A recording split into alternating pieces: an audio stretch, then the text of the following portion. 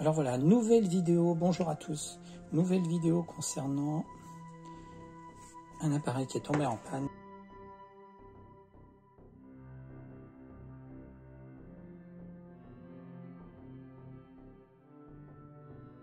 Cette perceuse, visseuse, des visseuses, hein, comme vous voulez, mais retenez bien ce que je suis en train de dire, je l'appelle perceuse, oui, parce qu'avec un adaptateur, elle me servait à faire mes petits circuits tête que j'utilisais ici, et ça me permettait de percer des petits trous sur tous mes circuits.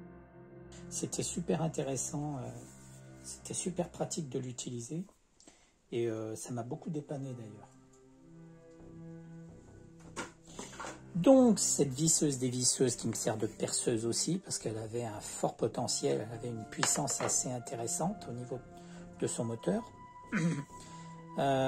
Donc ce que je vais faire, sachant que j'ai une alimentation de 5,3 volts, sachant que les alim pour les USB est de 5 volts, je vais mettre un accu d'ordinateur de PC, un vieil accu de 4, je vais essayer d'en trouver un qui tourne autour de 4,2 volts à 4,3 volts.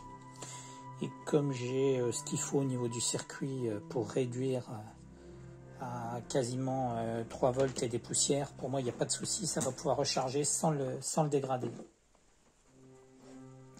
Donc je vais virer ces vieux accus qui ne fonctionnent plus, hein. On les charge et au bout de 10 minutes il n'y a plus rien. Vous le laissez une semaine, il n'y a plus rien aussi, donc ça ne tient plus dans le temps, donc c'est pas viable. Donc il faut que je mette un accu d'ordinateur, hein, les accus que tout le monde connaît maintenant, les batteries d'ordinateur, etc., les Li-ion. Voilà, je prépare ça et je reviens.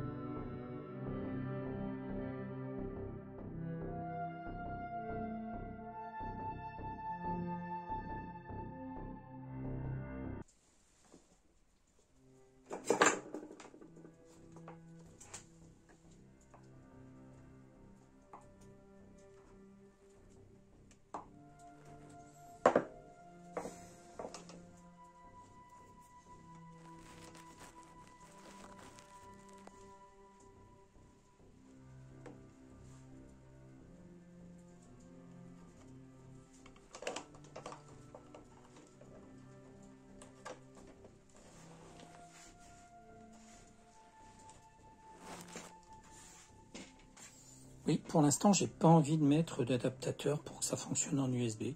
Je préfère garder l'alimentation originale, puisqu'on tourne à peu près du même voltage. Sinon, il faudrait que je mette un petit régulateur de charge pour les accus Li-ion que j'ai, hein, que je possède. Mais je voudrais bien tester comme ça en direct et voir si ça fonctionne, si je fais pas de bêtises. Vu que c'est à peu près le même voltage, et vous voyez, je me trompe pas, ici je suis à vraiment un voltage inférieur. Je suis à 2,4, donc soit le système ne recharge pas suffisamment, et là, dans ce cas-là, je changerai la partie électronique.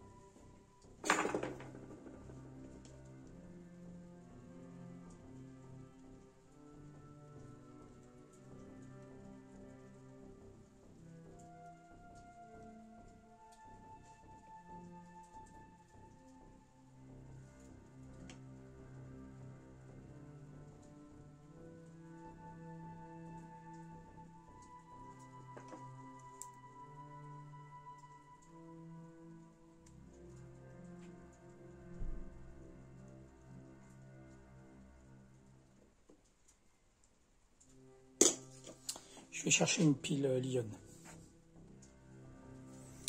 Me revoilà, donc là j'ai mis un peu de pâte à souder de chaque côté.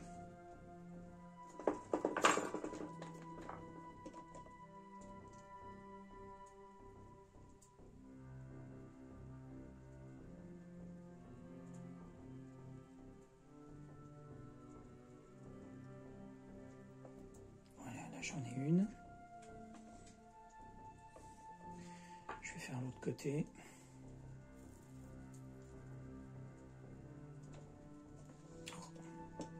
Sur le bord.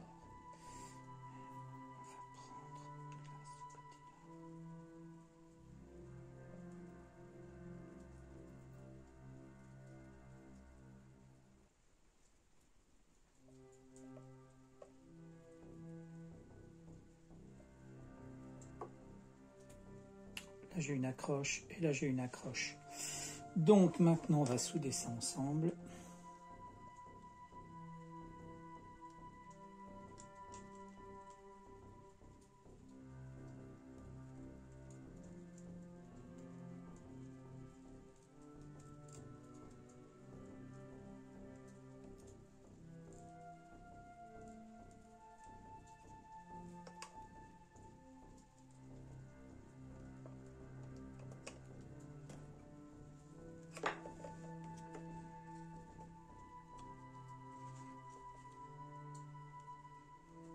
Ça m'a l'air bien solide. On va faire l'autre côté.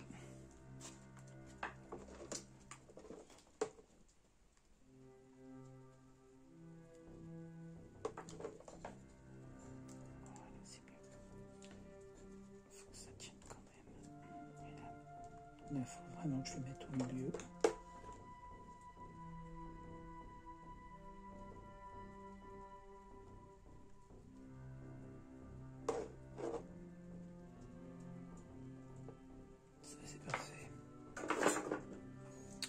Donc voilà, la soudure est faite.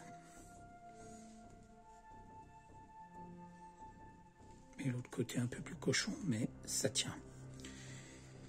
Maintenant, je vais laisser ça là. Je vais faire un test.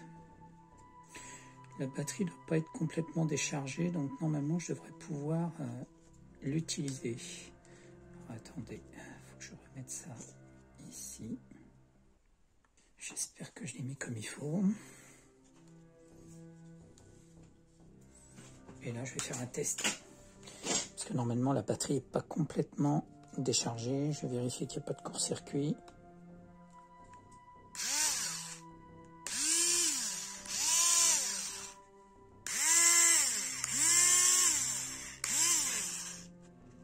Là, ça bouge. Ok. Donc, il faut que je le cale avec le boîtier. Sinon, il bouge. J'espère que je l'ai mis comme il faut. Ah, oui. J'ai perdu quelque chose là ou quoi?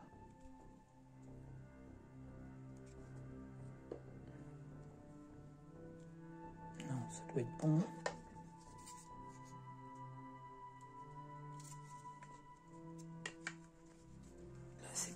Là, c'est bon.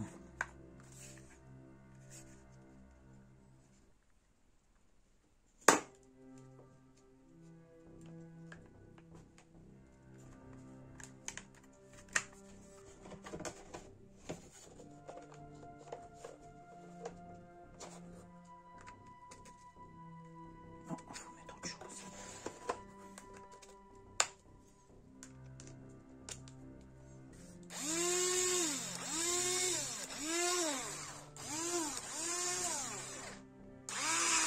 Il est puissant, hein, parce que même quand je le retiens, vous voyez.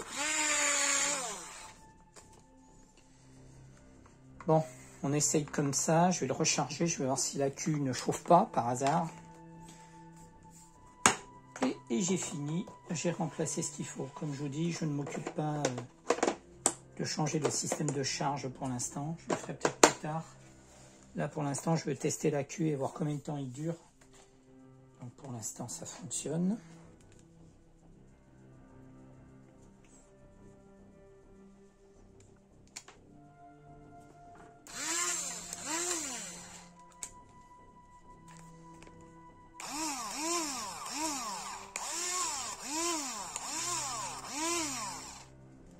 Bon, il faut que je le teste, je dirais, ouvert. Parce que même s'il ne charge que sur 3, je dirais quasiment 2,4 volts. Ouais, c'est ça, 2,4 volts. L'ampérage 1300 mAh. Mais là, je suis sur beaucoup plus avec ces accus-là. Je ne sais plus exactement combien, mais elles sont beaucoup plus importantes que ça. Donc là, il ne faut pas que j'ai de surchauffe. Alors, je vais vous montrer quand je teste le circuit en direct à la sortie de la broche, sans faire de bêtises, je suis à 4,99, 5 volts. Quand on appuie bien comme il faut, voilà, on est à 5 volts. Et si je vais à la prise de sortie, alors elle est où? Pour alimenter l'accu, attendez, faut pas que je me trompe, voilà, le négatif, il est là. Et je vais directement à la sortie après la résistance qui diminue légèrement, j'ai bien dit légèrement, le voltage. Donc je suis là et là. Donc si je suis là et ici, voilà, j'arrive à 4,09. Donc j'ai 4,09 volts qui vont directement au moteur. Parce que j'ai une petite résistance ici qui fait le travail. Ici, la résistance, elle est pour la petite LED. Donc, ce que je vois, je suis à 4,1 volts en sortie pour charger l'accu. Ça pourrait être viable. Hein. 4,1, c'est bon, on peut charger un accu. Sauf que si vous oubliez de charger votre accu, il est sur secteur, vous l'avez mis pendant 4-5 heures et vous ne l'avez pas enlevé, il continue de charger. Hein, parce que le module va continuer de charger jusqu'à ce que vous l'arrêtiez. Il n'y a pas de sécurité à ce niveau-là. Donc, ce qu'il faut, c'est vraiment rajouter un module pour éviter ce genre de soucis. Voilà. Au moins, quand la charge sera terminée au niveau de l'accu, le circuit sera coupé et il ne chargera plus. Donc, je préfère rajouter cette sécurité-là.